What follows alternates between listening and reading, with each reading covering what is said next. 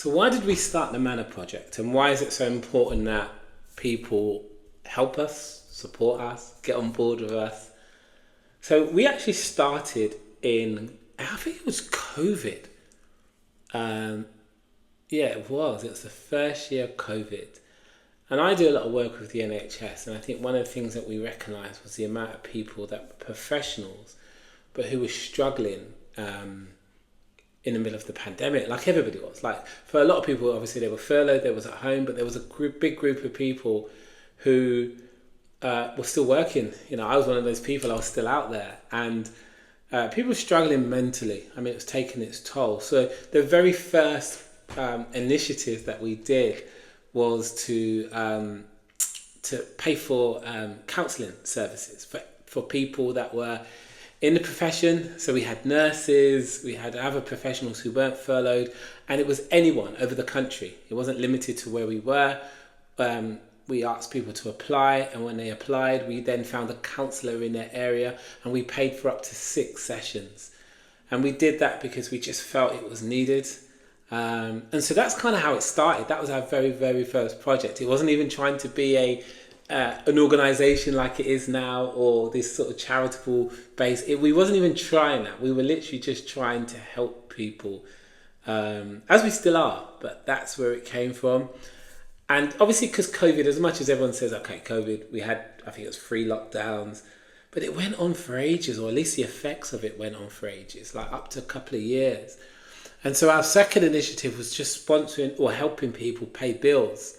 A number of people that are just struggling, like they couldn't pay their bills, families.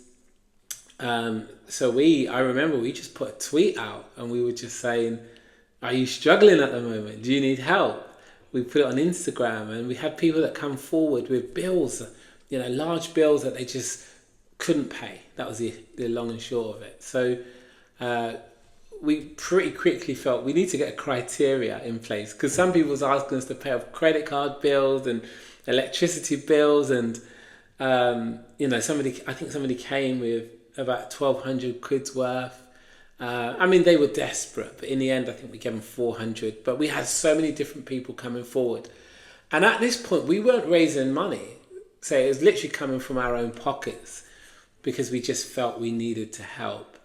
So that was our second initiative, and it was very quickly followed by our third, which was to give away, to help single mums, and recognising that single mums, everybody was struggling, but single mums, it's hard. And coming from a family myself, that I had a single mum, I know how she struggled, really, just to give me the basics. So we did an initiative to help single mums. And I think that campaign, we helped about 15 people, I think, roughly.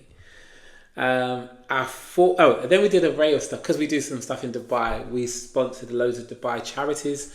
Everybody feels that Dubai is just rich. But because we were doing work over there, we felt it was also right that we give whilst we were there as well. And so we did women's shelters, we did family charities that sponsored sort of kids going to school and stuff.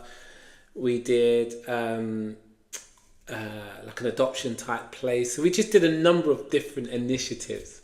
And then our fourth one, again in Dubai, we did another food drive. And this time what we did is we just posted it out on Instagram. And we got these leaflets. We got these vouchers from Carrefour. They were about 80 quid each, roughly. And we then just put out on Instagram, who needs some money? Who needs some food? And we had 16 families come meet us at various different parts of Dubai, and we just handed over the voucher, and they were able to feed their families. And we tried to get, obviously, you know, when people applied online, to know a little bit about them, and you know, not saying their struggle, but more so their situation. So we was even just those 16 vouchers, we was able to help 200 people, just over 200 people alone with food parcels. And it was just amazing, actually. It was, honestly, there's on my Instagram, I've got a picture of me holding all these vouchers, you know, and the Carrefour staff just didn't know what to think about it, because we were buying these vouchers, and then we were literally they were like, oh, you're buying all this because obviously it's going through the till, so it's a big transaction. You imagine, they're roughly 80 quid each. And when we did that, they was watching and they were seeing us stand outside the shop. Then we're meeting different people and handing them over and yeah, so there was a bit of a buzz around because of what we were doing, and I loved it, and I'd love to do a drive like that again. So following that, then we did a Christmas food parcel. We did 23 hampers, I believe. Delivered them all by hand. And just made sure that people ate at Christmas. That was the long and short of it. Everybody got a turkey or a bit of beef, like we had, or chicken. Like these were big boxes full of food, and and I think, like I said, about 23 families were impacted by that, and I think that was, I can't tell you how good it feels. And we're not doing it just because it feels good. Obviously, there's that endorphin release, but it's more obviously about the need. But it's so good when you've given, and you know that what you've given has helped people. Because life is bigger than you. We get so caught up in this, our life, my life. I want this, I want that, and we just forget what's around us and who's around us. So giving is such a beautiful thing. And then because it just continued going on, and the Manna Project was almost for the branding point of view. So we put a framework around all of our giving and called it the Manna Project, and recognizing that it can no longer come from our pockets because it's hard and it's a lot of money we're giving out, self-funded. So that's why we come to, we do GoFundMes, we do posts, we ask for donations, and people have responded, which is great. And that's why we do it. That's why we ask, because 100% of the money that we get in goes out, like 100% of it. Like we don't take anything. Like if somebody gives £55, the boxes cost, to print the boxes themselves, about £5.15 or £5.14. So then that money comes out, and then we just buy food and then we deliver it. So we try to make it stretch.